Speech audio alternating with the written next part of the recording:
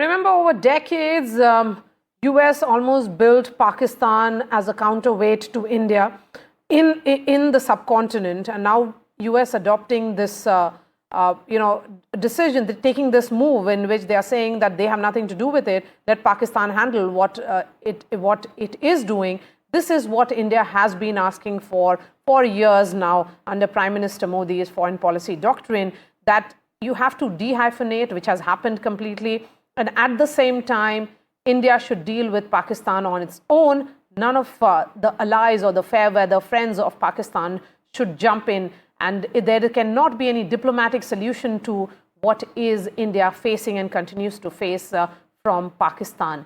Terror which emanates from Pakistan, and that is the reason why the larger principle or the messaging that came in from Operation Sindoor was that India targeted and dismantled terror hotbeds inside Pakistan and Pakistan-occupied Kashmir, the headquarters of Lashkar-e-Taiba and Jaish-e-Mohammed. There has been proof given to the international community that these are the terror outfits which have been propagating and also carrying out terror attacks on Indian soil. Arjun is joining us live from the newsroom. Arjun, this is a big statement which is coming in from the new Trump administration. Well, that's absolutely correct, Maria. And in fact, this is, this J.D. Vance, the American Vice President, has in fact underlined what India has been saying for so many years now, that all of these security issues between India and Pakistan are theirs and theirs alone, and to be dealt by these two parties and no one else. As a matter of fact, during a Fox News interview, J.D. Vance, we'll be playing out the bite for our viewers who've just joined in fact, right after I'm done with this, has said categorically that this is none of our business. And not only J.D. Vance, in fact, amidst the attempted Pakistan missile and kamikaze attack last evening, US Secretary of State E.M. Jaishankar's Marco Rubio, US Secretary of State E.M. Jaishankar's counterpart, in fact, dialed E.M. Jaishankar and had a telephonic conversation with him where he said, and I'd like to quote here, he reiterated his condolences, in fact, for the horrific terrorist attack in Pahalgam, and also reaffirmed the United States' commitment to, in fact, work with India in the fight against terrorism. Not only this, the US Secretary of State Marco Rubio also then dialed Pakistan Prime Minister Shehbaz Sharif, and he reiterated in that call for Pakistan to, in fact, take concrete steps to end any support for terrorist groups. Now, these calls, these calls done by Secretary of State Marco Rubio, followed by Vance's strong comment that they have nothing doing here. The US has absolutely no business. Only, further underlines India's stance that it has been taking for years together now. Back to you, Maria.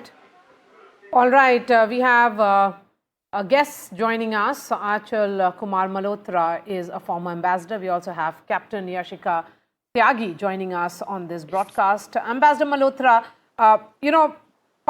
US taking this stand in which they have taken a complete hands-off approach from Pakistan, I would say, and we are not going to get involved in the war that is fundamentally none of our business and has nothing to do with America and its ability to control it. This is what India has been saying, that this is India's business and India's business alone.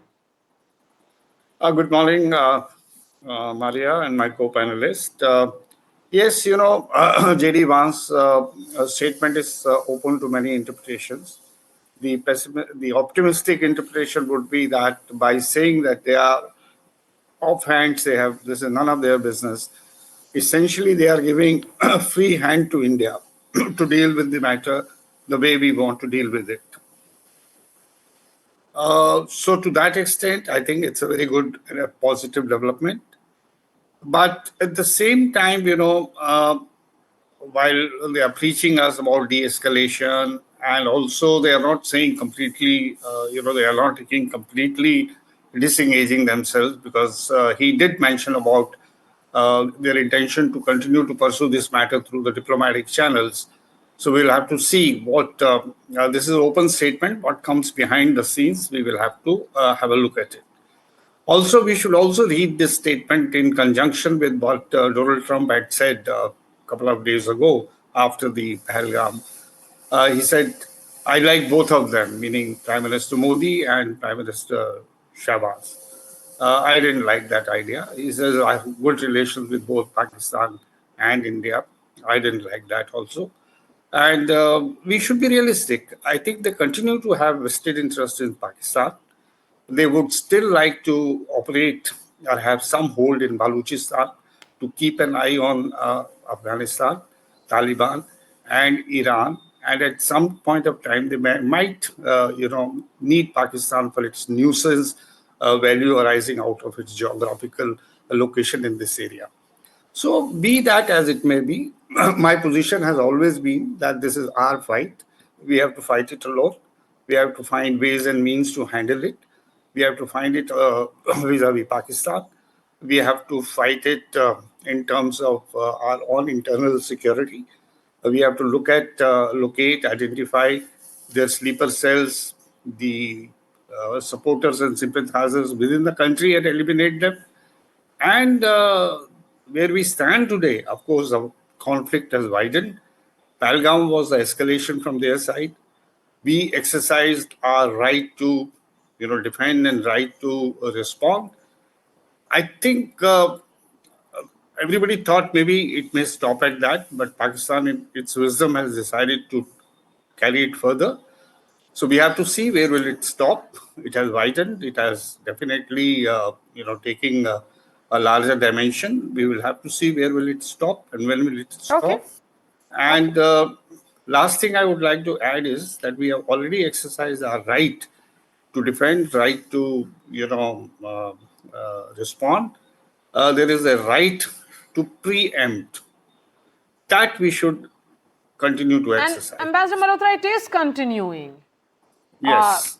It doesn't seem to act as a deterrence for Pakistan. Captain Tyagi, it appears that India's preparedness is actually, and the state of high alertness that entire country is on, is actually helping us in the way that we have managed to, the Indian armed forces, I would say, have managed to bring down all the missiles and drones which attempted to target our military installations in multiple cities. Good morning, Ambassador. Good morning, Madam. This is such a glorious day today. And I certainly would take on from your Ambassador left and you asked me the question.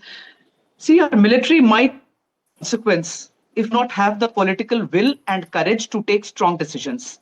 It is not.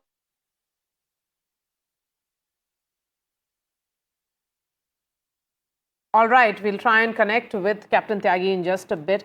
But Ambassador Malhotra, in terms of, besides reading what J.D. Vance actually said, overall, would you also say that India has managed to ensure effective communication in these times? Effectively, definitely. with a lot of clarity, with a lot of matter-of-fact statements being put out by the Foreign Secretary with great degree of sobriety. No, definitely, Maria, definitely. We have been, our campaign has been, it's a very long campaign that we have done to, sort of mobilize opinion, international opinion against terrorism. And now everybody is talking in terms of zero tolerance to terrorism per se, but when it comes to specifics, every country has its own positions.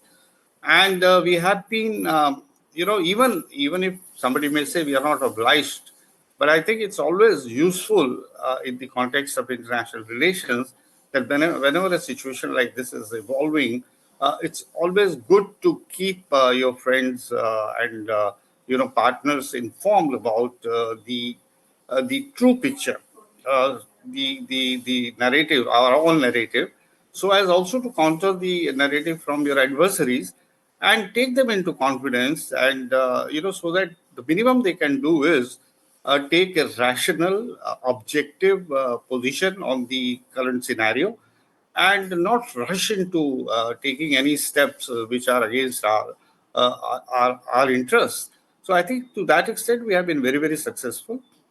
Of course, the Pahalgam attack was condemned unequivocally by almost everybody except a few, and we are not surprised by that. and Pakistan's narrative at the UN Security Council has also been more or less rejected. There is no resolution, no statement, and everybody has those who matter in the international politics today, geopolitics. They have acknowledged that India has a right to defend itself, and therefore, whatever appropriate action we think we should go ahead with it. But genuinely, of course, everybody is concerned and should be concerned, including our own selves, that we don't want a conflict. First and foremost, we don't. It's not we have been propagating that it's not an era of war, and left to us, we would not like to have a conflict. And the international players are also don't want that this conflict should become a regional conflict and with two nuclear powers, getting out of hand. So that concern is genuine. So when they call for restraint, they call for de-escalation. That's understandable. But so long as, but one question that we must ask the United States is that are they going to question Pakistan about the use of F-16, because they have put restrictions on the use of F-16, and I hope they are able to tell them that they will have to pay for it. I mean, they will be punished if they do that in the case of conflict against India. Over to you, Maria.